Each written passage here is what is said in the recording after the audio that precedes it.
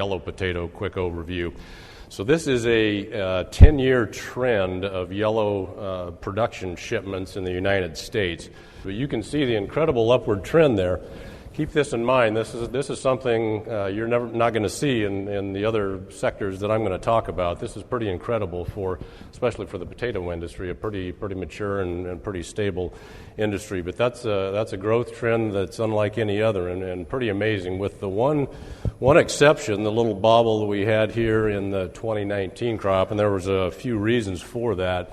A little bit of a downturn there, down to 9.5 million in that year. That was the year. Those of you certainly remember the significant frost event that Idaho had during their harvest window. The Red River Valley had a seriously dramatic wet event through their harvest period, lost a large portion of their fresh crop due to those wet conditions in the harvest window. But anyway, that trend last year picked up right where it left off and increased more over the 2018 crop. And again, this year, up, almost another 300 and over 350,000. We're almost at 10.8 million hundredweight now for the yellow production that you see there. It's really pretty incredible. We have an ongoing bet when I get to the red slide. We're going to talk a little bit about when these might intersect.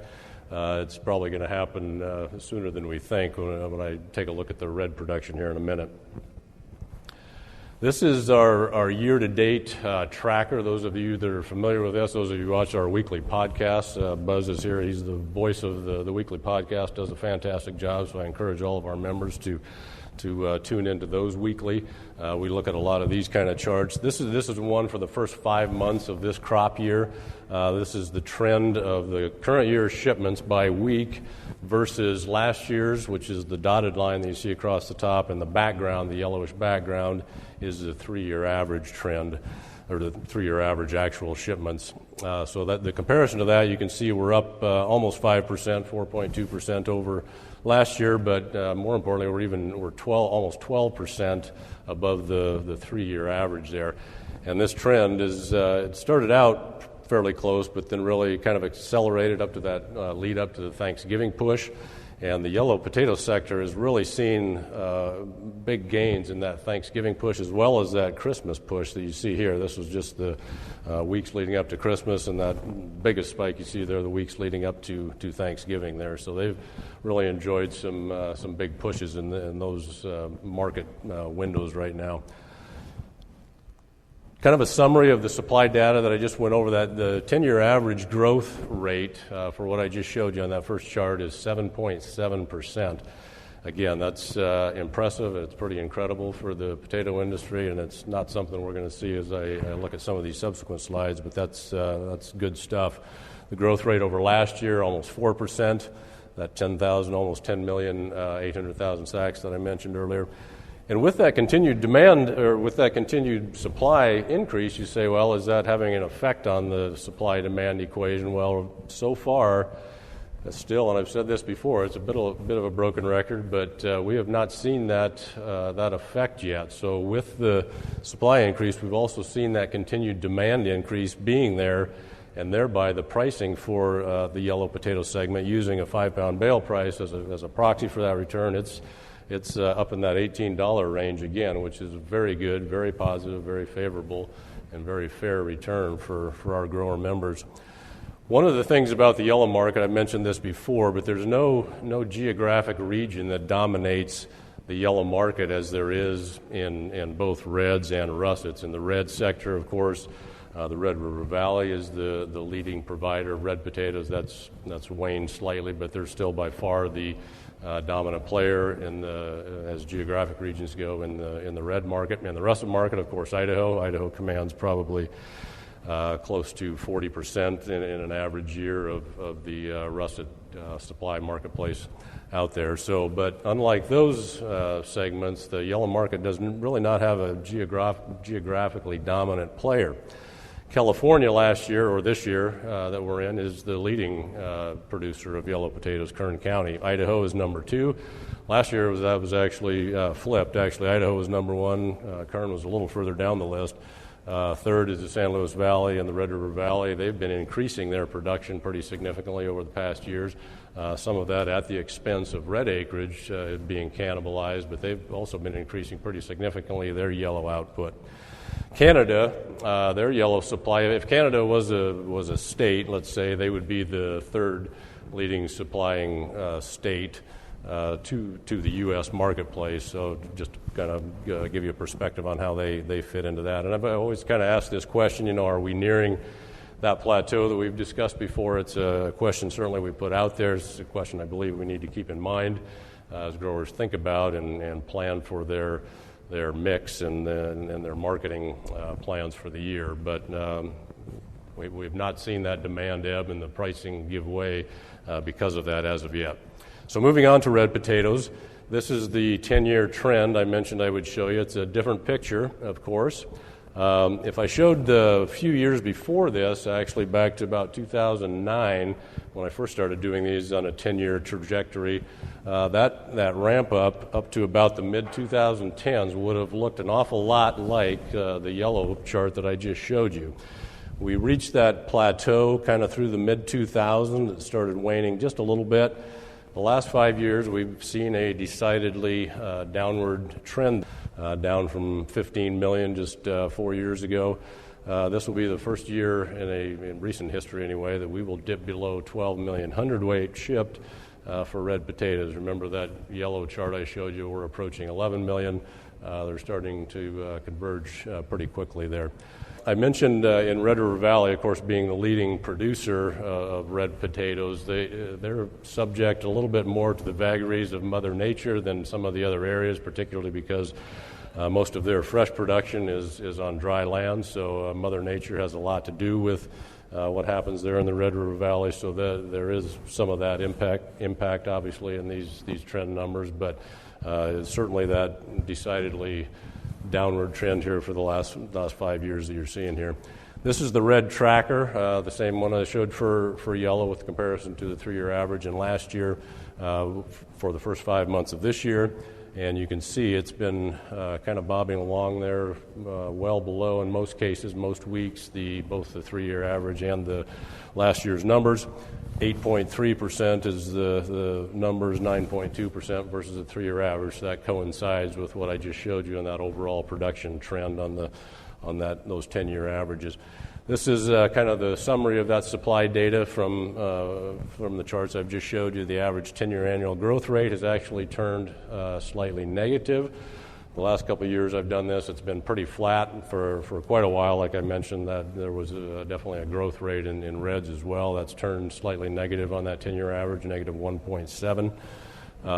The major shifts in the 2021 crop versus the prior year, just to run those down so you have a sense of that real quickly. The Red River Valley is going to be down about 6%. That's driven by a couple things. First of all, I mentioned the absorption or the cannibalization of red acreage into yellow acreage. That continues to happen in the Red River Valley. By the way, that's happening in other areas as well, notably central Minnesota, Wisconsin. It's happening in Colorado. Idaho, to a lesser extent, reds have been more stable, but yellows have been increasing more in Idaho as well. So it's really happening, that effect kind of across the board.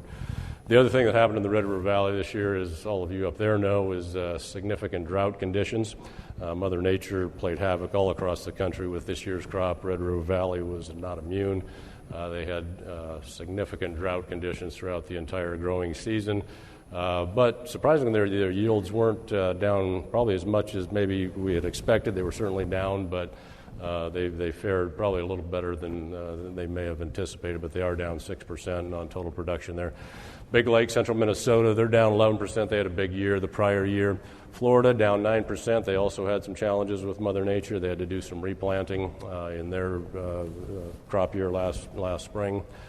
Idaho also down, likewise 7%. That's pretty consistent with the rest of Idaho's downturn and specifically in yield. Their acreage, of course, overall was actually up some, most of that devoted to processing, but their yields were down significantly. AMS reporting 415 sacks per acre versus the prior year at 450. So the red supply not immune to that, so down 7% on that supply. Kern County in California, San Luis Valley, Skagit up in northwest Washington State, but pretty flat to last year. A couple of minor players in the red game, but pretty interesting because it's a really big increase. Both Texas and Maine up over 50% from the prior year. Now Maine, that's not too surprising. Maine had, like northeast, or I guess it'd be southeast Canada, had an incredible production year. They had probably one of their best growing and harvesting seasons on record. So they were up significantly, not only in reds and yellows, but also russets. Canada, their imports of red potatoes we expect to be down about 6% from the prior year.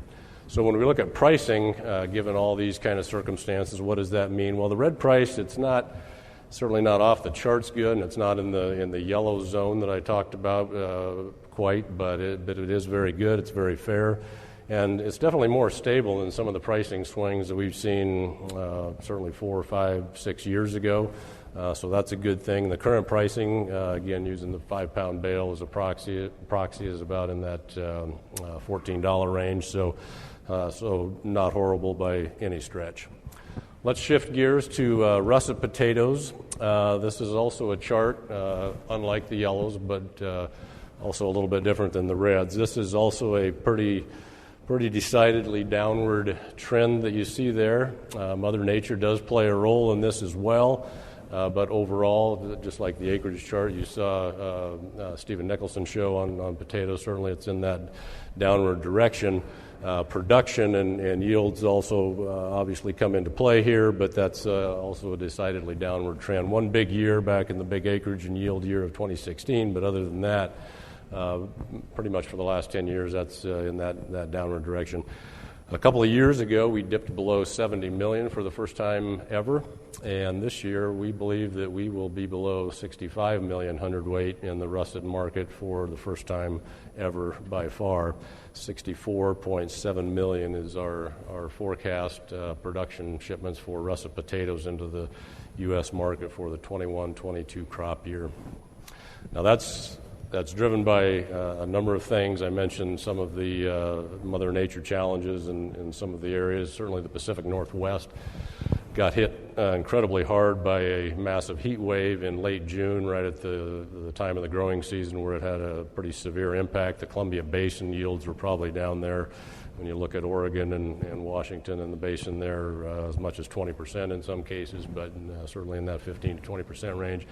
That same heat wave had a significant impact in Idaho as well, most notably in western Idaho and southern Idaho.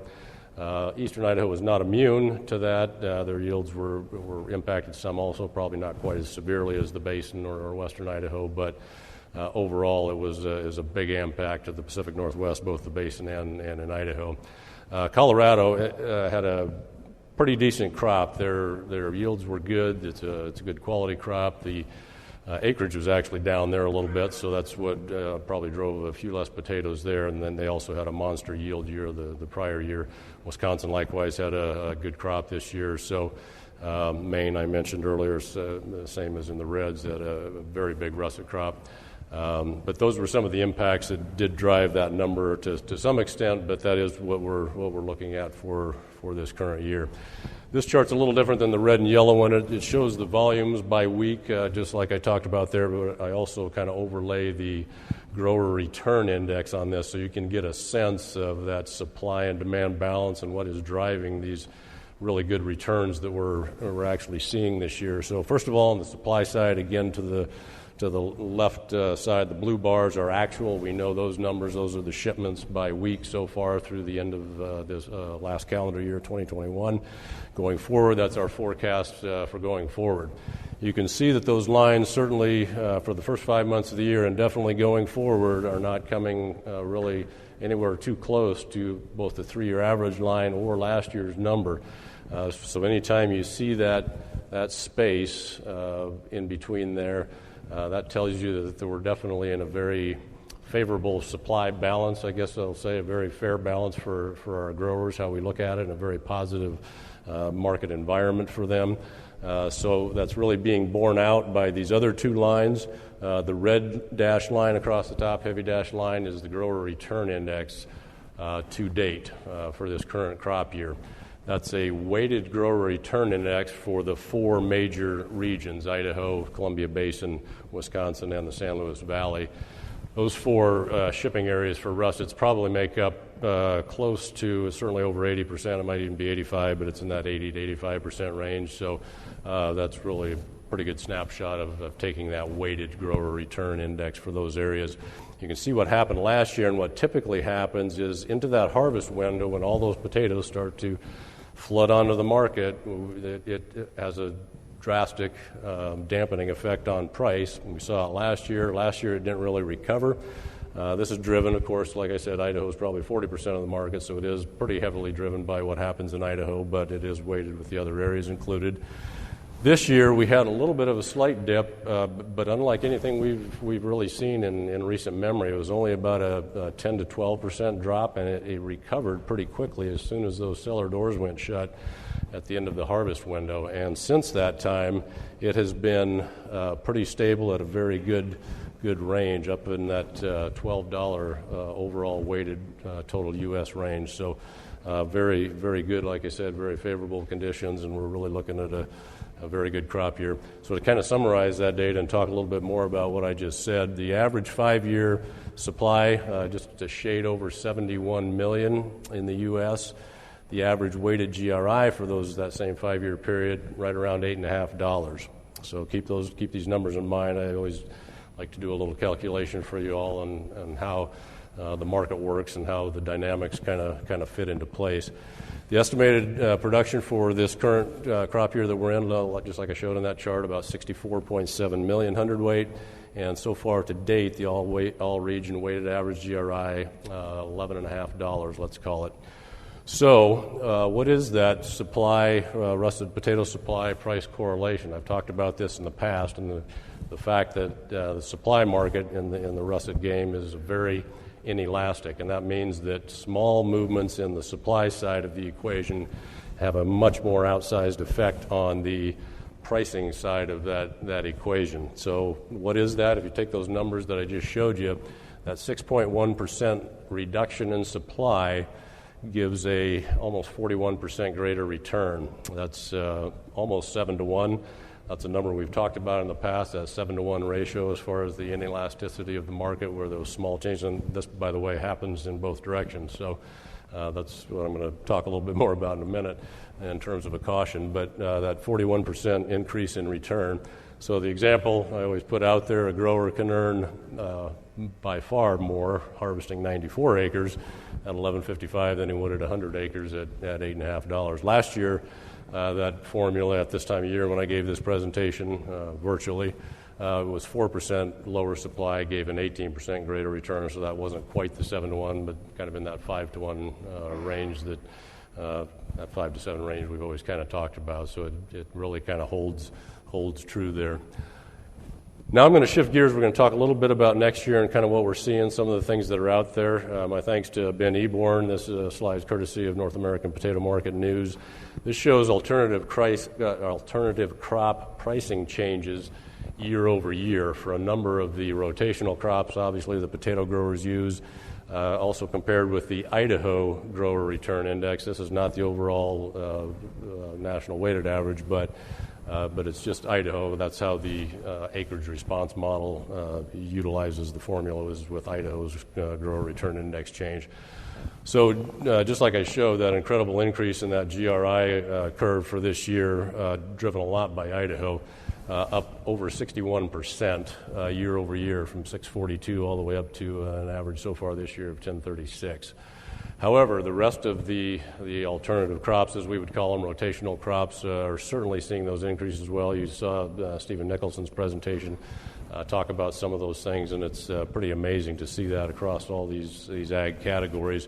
Wheat, the biggest one right now, 57% increase. That's the October-November NASS numbers. And the rest of them as well. Both of the barleys in the high single digits, low double digits. Growers look at this coming year. However, cost of production, you've heard a lot of discussion already today about that. You'll hear more about it the rest of this week, but it's a huge deal. It's a big factor. They're seeing it in negotiations and the contracting and the processing sector certainly, but anywhere from 20 as much as 30% in some cases sectors or components of what makes up a grower's input cost that we're seeing increase. And that's on top of, by the way, some continued increases from last year. So this is compared from 21 to the 2022 crop.